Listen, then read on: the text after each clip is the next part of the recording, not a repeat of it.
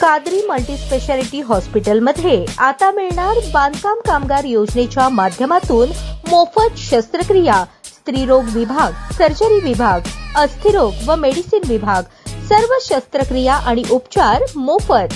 पत्ता plot number 10, Majrewadi, नई जिंदगी रोड, अथर्व मंगल कार्यालयाजवळ, सोलापूर।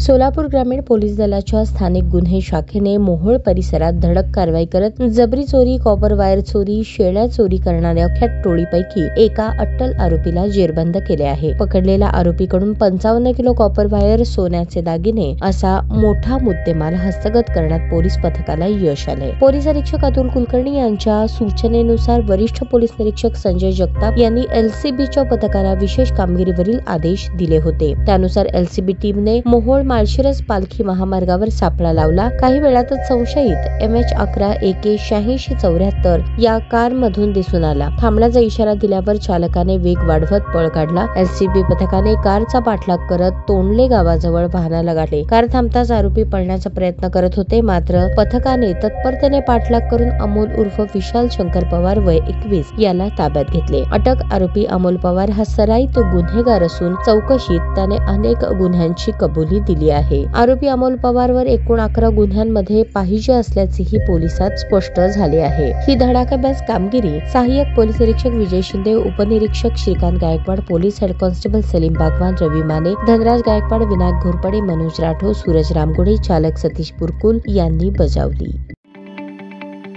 ताज्या बातम्या पाहण्यासाठी प्राईम महाराष्ट्र न्यूज चॅनलला सबस्क्राईब करा।